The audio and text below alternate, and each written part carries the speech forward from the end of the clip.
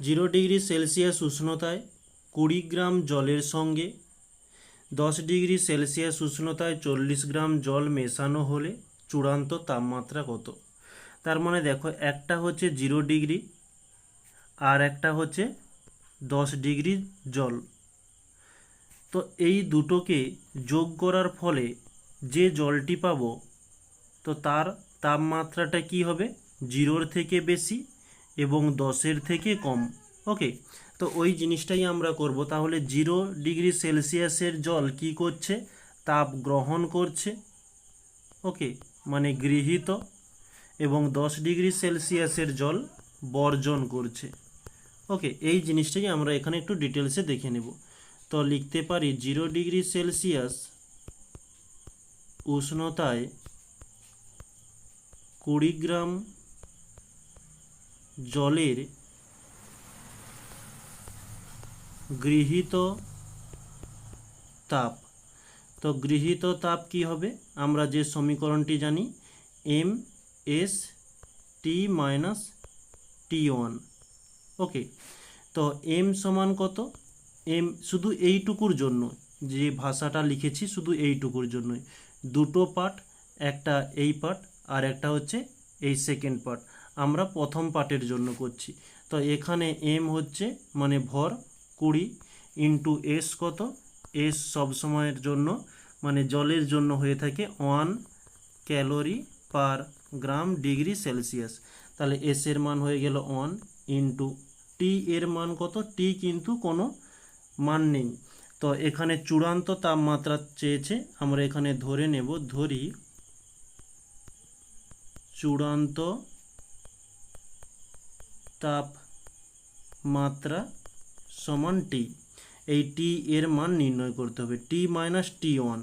T1টা কি? এই 0 degree Celsius.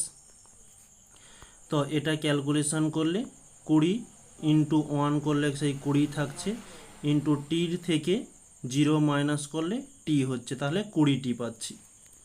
ওকে, এরপরে নেক্সট দ্বিতীয় ক্ষেত্রের জন্য, যে 10 ডিগ্রি সেলসিয়াস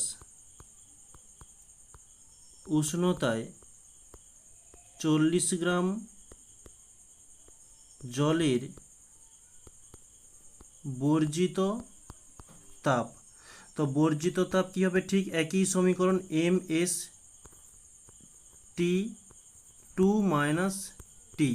তো এখানে এই টি এর কাছে চেঞ্জ করেছি কেন?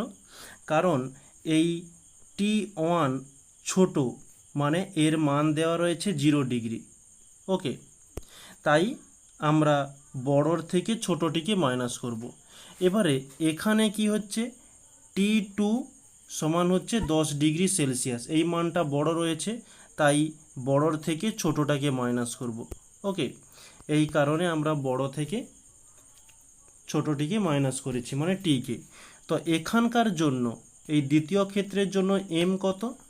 40 ইন্টু এস কত? ঠিক একই রকমের এস এখানেও 1 হয়ে যাবে। T2 এর মান কত? 10 মাইনাস টি।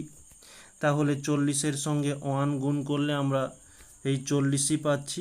তো 40 ইন্টু 10 মাইনাস টি।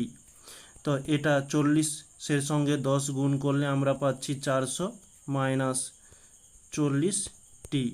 ওকে, তাহলে এটা হচ্ছে বর্জিত তাপ, এটা হচ্ছে গৃহীত তাপ।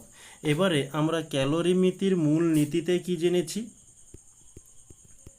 যে ক্যালোরি মিতির নীতি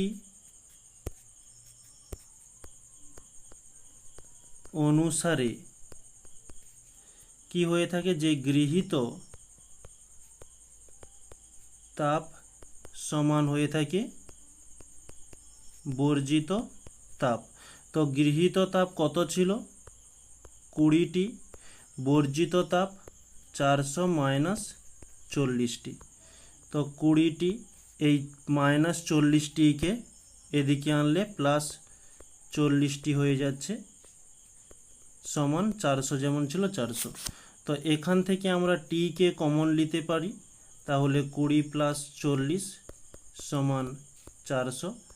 তো 20-র সঙ্গে 40 যোগ করলে আমরা পেয়ে যাচ্ছি যে 60, বা এখানেও সরাসরি যোগ করে দিলেও কোনো অসুবিধা ছিল না, সমান এত।